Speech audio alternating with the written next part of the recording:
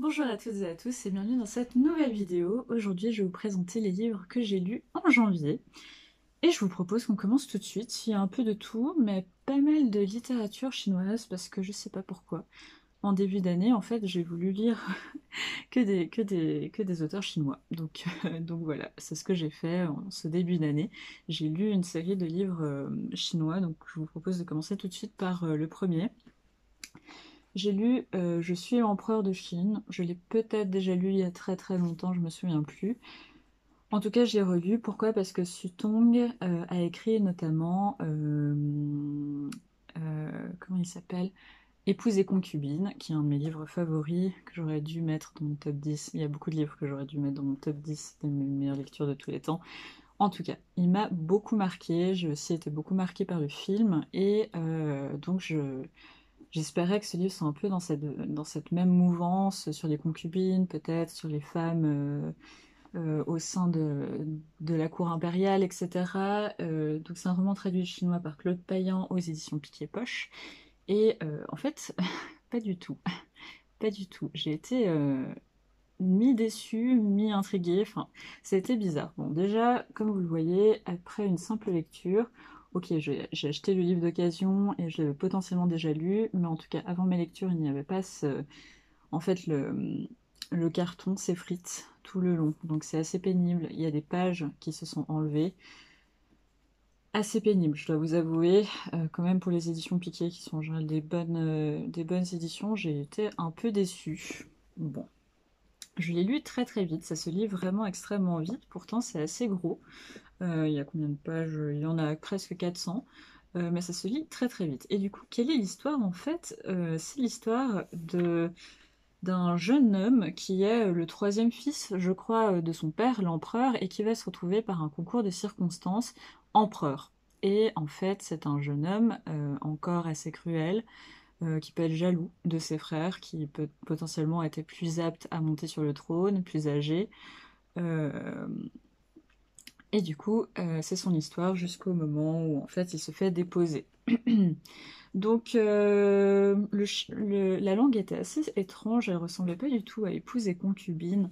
C'est vraiment une histoire très très différente. Donc voilà, c'était atroce, tout aussi atroce qu'épouse et concubine. Donc là on retrouve la plume de Sutong, si je puis me permettre. Ça se lit vraiment très très vite, donc ça c'est un bon point si vous avez envie de découvrir ce genre de lecture. Il y a pas mal d'humour que je trouve assez sombre, donc bon voilà, peut-être que c'était pas le bon moment pour moi de le lire. Je pense quand même que c'était une bonne lecture, mais bon, sans plus. Donc moi j'ai bien aimé, mais j'ai quand même trouvé qu'il était beaucoup trop cruel par endroits et c'était un peu dérangeant, je dois vous avouer.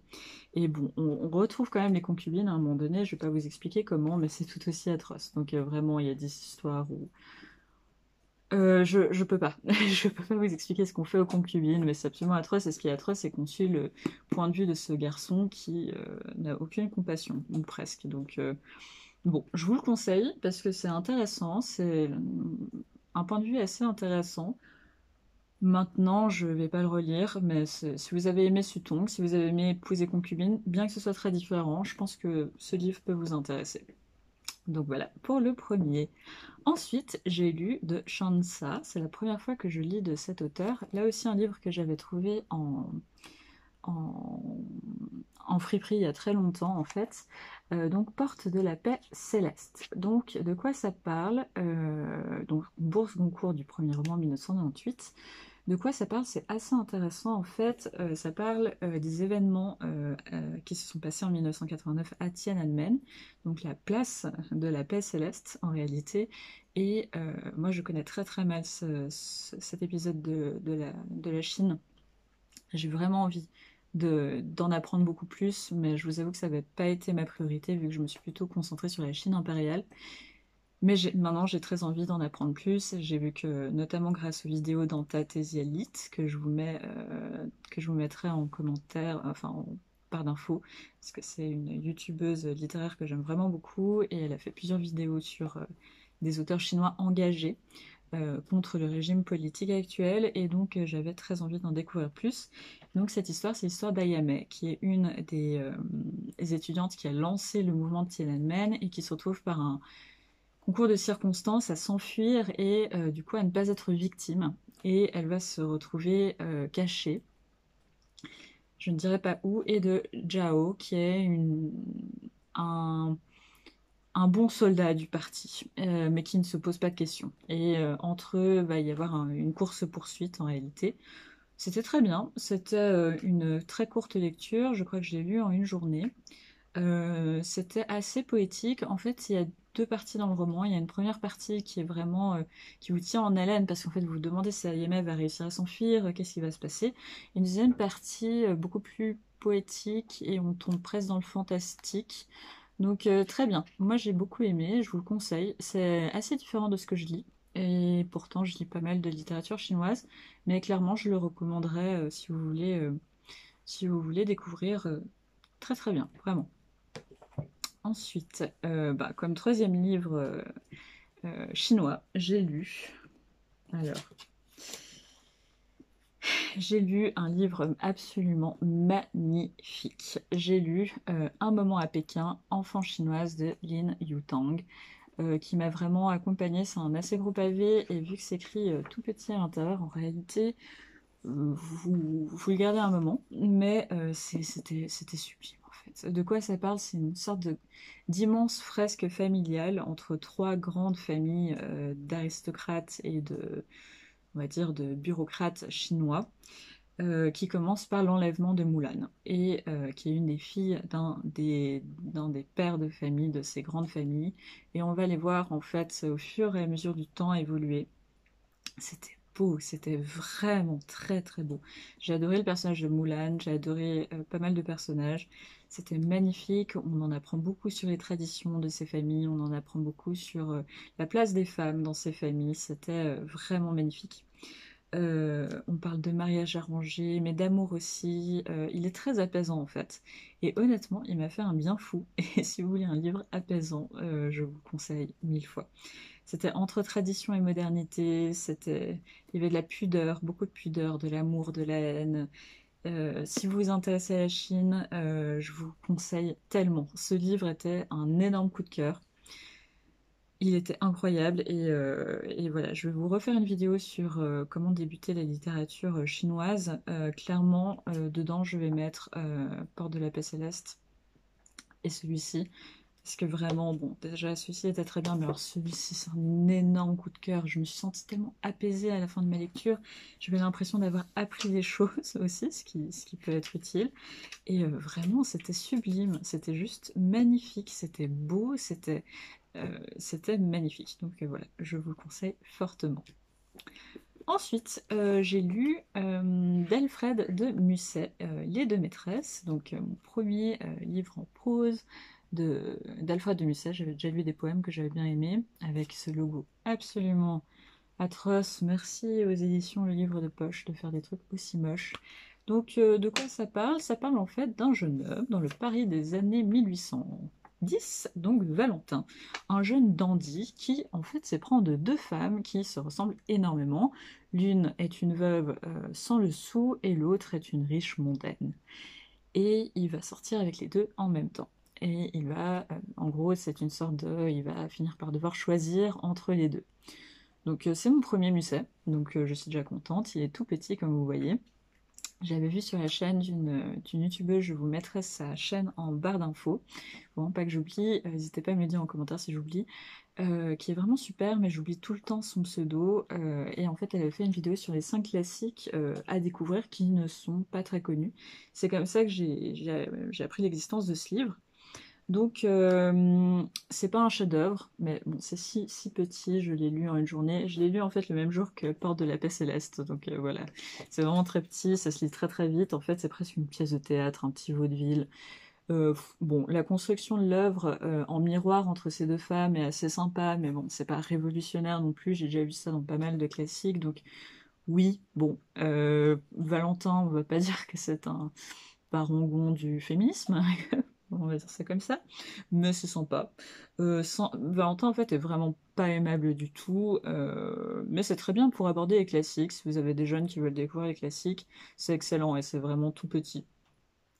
Les youtubeuses en question, c'est Mimslit que j'aime vraiment beaucoup. Elle fait vraiment de super vidéos, je vous conseille vraiment de regarder. Je pense que vous connaissez déjà, mais franchement, c'est super.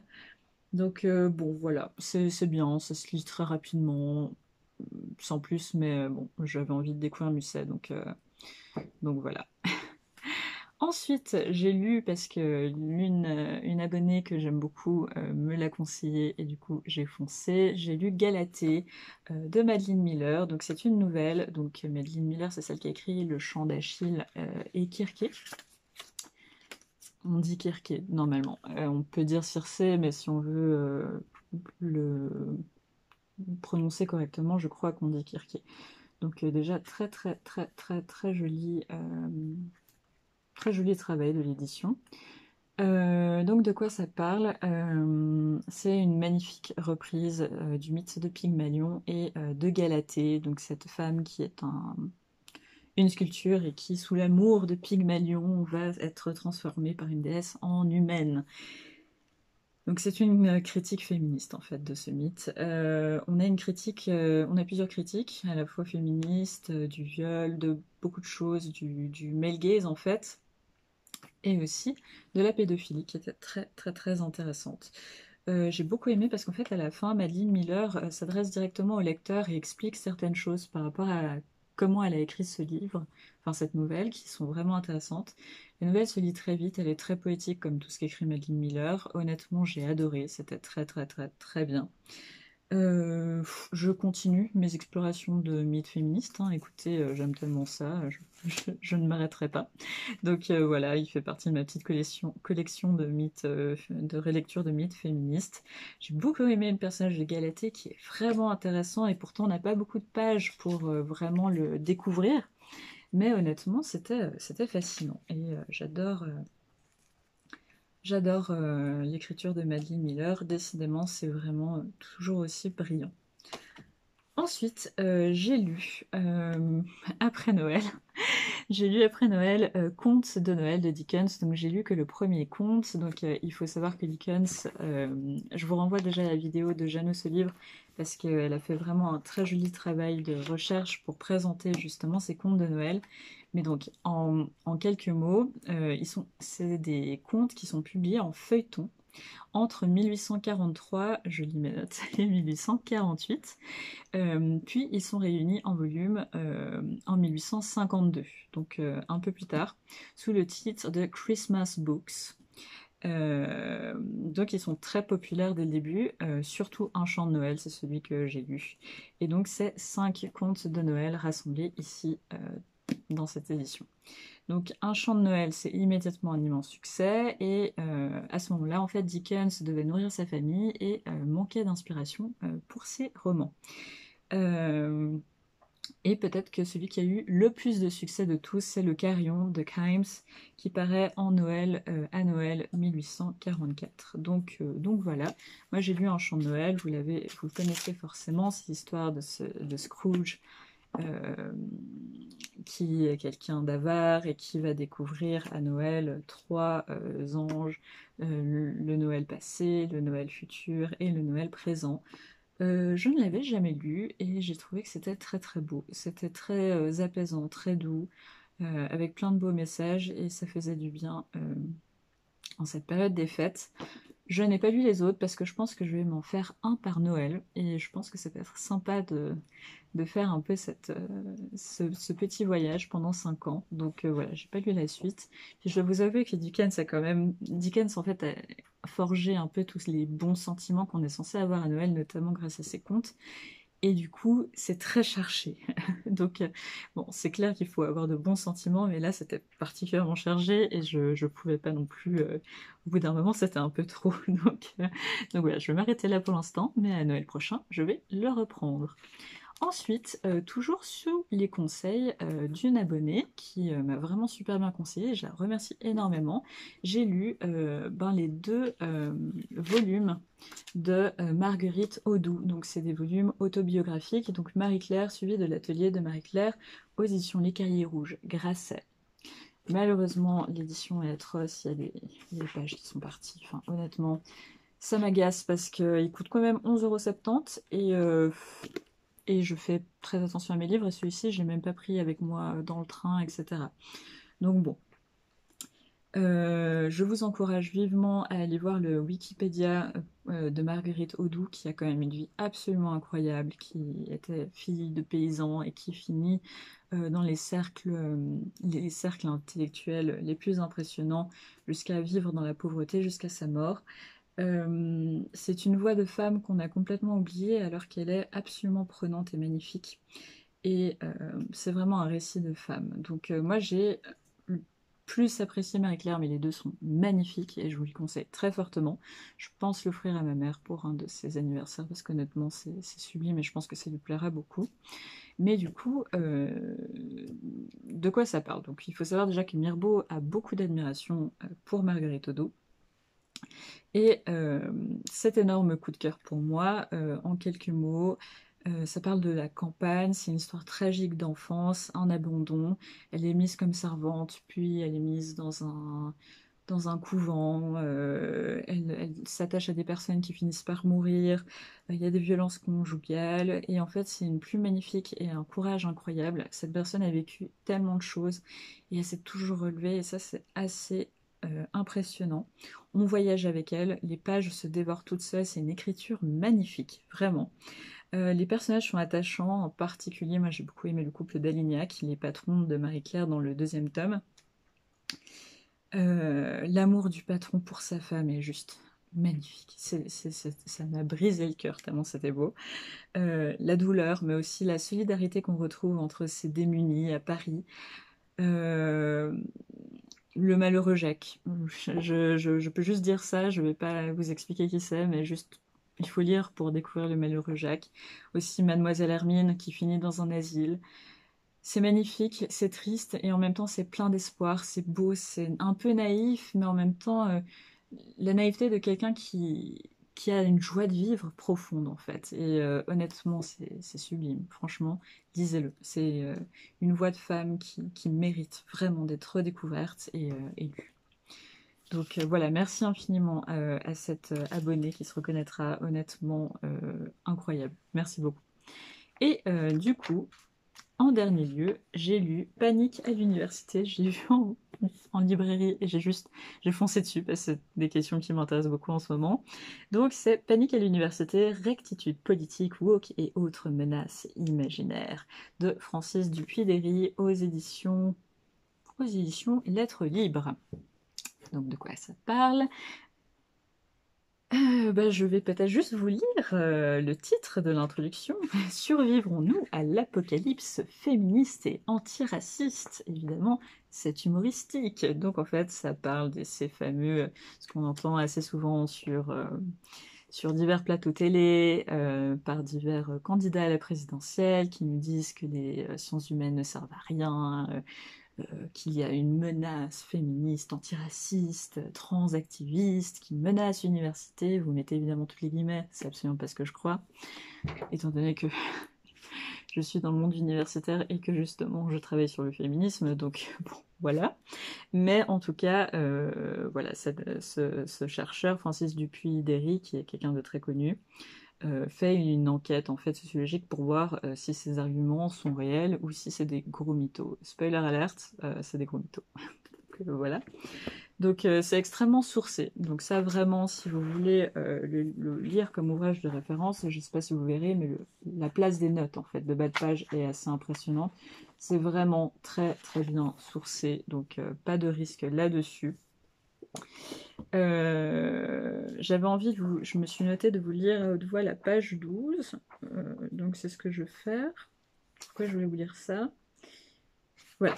Donc il parle du genre et des études genre et de l'antiracisme. Le problème aurait pris naissance aux États-Unis et sévirait surtout en sciences humaines et sociales, parfois en arts et lettres, en particulier en études sur le genre et le racisme. On reproche à ces champs d'études leur démarche idéologique, leur radicalisme, leur manque de rigueur. Si on y regarde de plus près, toutefois, on constate qu'ils adoptent en réalité des approches théoriques et les méthodes d'enquête des différentes disciplines dont l'histoire, la philosophie, la science politique et la sociologie, pour produire des travaux d'une grande rigueur qui permettent d'importants développements épistémologiques. Les sujets traités sont multiples et leur portée importante. Donc voilà, je pense que ça résume assez bien. Il présente aussi ce phénomène de panique morale, donc théorisé par le sociologue Stanley Cohen, par exemple au sujet du Burkini. Donc c'est vraiment super intéressant, ça donne pas mal de clés sociologiques pour comprendre plusieurs débats qui ont enflammé la France, donc c'est assez intéressant. Donc, c'est ce phénomène de panique morale, j'ai pris quelques notes pour pouvoir vous en parler, c'est des discours amplificateurs qui exagèrent à outrance un problème. Et à force d'en parler, en fait, on va exagérer la portée d'un problème. Euh, et du coup, il propose aussi des solutions pour sortir de ce débat binaire, et il nous dit qu'il faut s'astreindre à un exercice de clarification afin d'évaluer objectivement l'exagération d'une panique morale. Et c'est exactement ce qu'il se propose de faire ici dans cet essai excellent. Rien que pour ce concept sociologique, je pense qu'il faut lire cet essai qui est vraiment brillant. Il donne plein de bonnes idées de lecture, comme Frantz Fanon, que j'avais déjà vu apparaître dans plein de mes cours et que j'avais jamais voulu lire plus que ça, donc je vais le lire. Il démontre par les faits que non, en fait, le féminisme et l'antiracisme ne détruisent pas l'université et que l'université est encore en grande partie dirigée par des hommes blancs, en réalité. Et il attire sur les dangers de l'extrême droite. Donc, je veux aussi vous lire page 236. Désolée, ce livre m'a particulièrement enthousiasmée, donc j'ai envie de vous en lire des passages, ce que j'ai souligné en rose. Oui, par rapport aux études genre, on dit toujours oui, gna gna gna, ça, il y en a trop. On notera enfin qu'environ 2 millions d'articles sont publiés en anglais par année dans 30 000 revues scientifiques, mais qu'il existe seulement une cinquantaine de revues en études genre. Donc voilà. Et aussi, c'était très drôle, je vous lis juste la suite. Bilan de la situation dans l'enseignement et la recherche. Je dois admettre que tous ces chiffres et constats sont plutôt ennuyeux, finalement pas très émoustillants pour les médias en quête de sensationnalisme et de récits catastrophistes. Comment faire la nouvelle avec des titres aussi ternes que Révélation choc des hommes largement majoritaires à la direction des chaires de recherche. Reportage exclusif, le féminisme pratiquement absent de l'université. Nouvelle de dernière heure, on lit encore les classiques à l'université. Qu'est-ce qui intéresse les nouveaux docteurs en sciences politiques? La même chose qu'avant. Donc bon, voilà, il y a un ton vraiment très humoristique pour un livre vraiment sensationnel. Je vous conseille fortement cet essai si vous vous intéressez aux sciences humaines. Si vous voulez répondre à Papy Ronchon du dimanche qui vous demande pourquoi vous faites des études en lettres parce que ça n'a aucun intérêt, voilà, très très très très très bien, qui m'a donné pas mal de pistes pour répondre à certaines personnes, donc c'est absolument super. Donc voilà, c'est tout pour mes dernières lectures. Il y avait pas mal de choses, mais je suis très contente. Je reprends cette année 2023 avec beaucoup de lectures et ça me fait vraiment plaisir. 2022, j'ai beaucoup lu, mais j'ai eu des passages à vide aussi dont je vous avais parlé. Et pour l'instant, je lis bien. Mais je pense que c'est aussi parce que j'ai terminé mon mémoire et du coup, j'ai plus d'espace mental en fait pour lire tout simplement autre chose que des livres pour mon mémoire. Donc voilà, mais j'en profite et ça me fait beaucoup de bien, donc c'est vraiment chouette. N'hésitez pas à me dire quelles sont vos dernières lectures, à laisser un pouce en l'air si la vidéo vous a plu et à vous abonner si ce n'est pas déjà fait. Et je vous dis à très bientôt pour une prochaine vidéo. Ciao!